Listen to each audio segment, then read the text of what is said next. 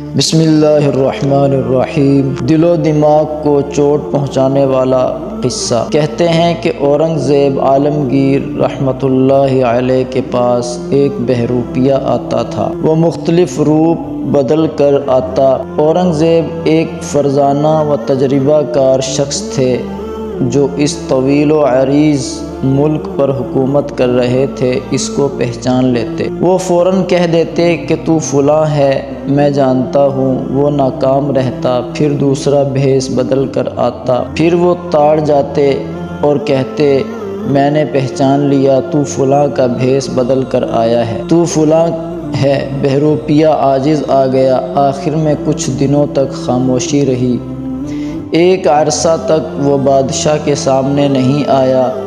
سال دو سال کے بعد شہر میں یہ افواہ گرم ہوئی کہ کوئی بزرگ آئے ہوئے ہیں اور وہ فلاں پہاڑ کی چوٹی پر خلوت نشیں ہیں، چلہ کھینچے ہوئے ہیں، بہت مشکل سے لوگوں سے ملتے ہیں۔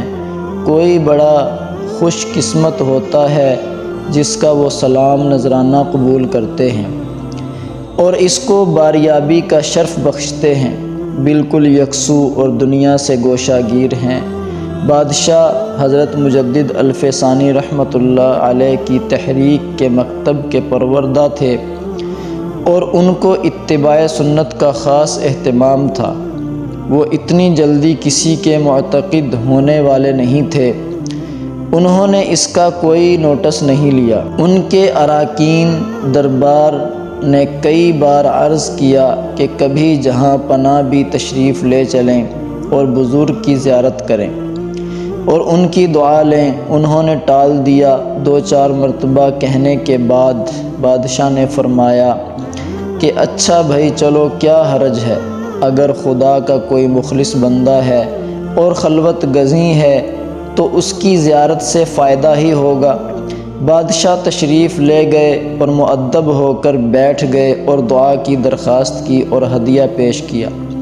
درویش نے لینے سے معذرت کی۔ بادشاہ وہاں سے رخصت ہوئے تو درویش کھڑے ہو گئے اور آداب بجا لائے۔ فرشی سلام کیا اور کہا کہ جہاں پناہ مجھے نہیں پہچان سکے، میں وہی بہروپیہ ہوں جو کئی بار آیا اور سرکار پر میری قلعی کھل گئی۔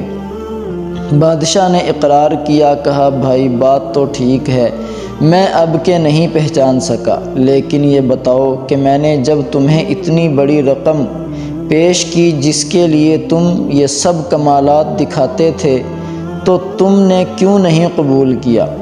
اس نے کہا سرکار، میں نے جن کا بھیس بدلا تھا ان کا یہ شیوا نہیں۔ جب میں ان کے نام پر بیٹھا اور میں نے ان کا کردار ادا کرنے کا بیڑا اٹھایا تو پھر مجھے شرم آئی کہ میں جن کی نقل کر رہا ہوں ان کا یہ طرز نہیں کہ وہ بادشاہ کی رقم قبول کریں، اس لیے میں نے نہیں قبول کیا۔ اس واقعہ سے دل و دماغ کو ایک چوٹ لگتی ہے کہ ایک بہروپیہ یہ کہہ سکتا ہے تو پھر سنجیدہ لوگ صاحب و دعوت انبیاء علیہم السلام کی دعوت قبول کر کے ان کا مزاج اختیار نہ کریں۔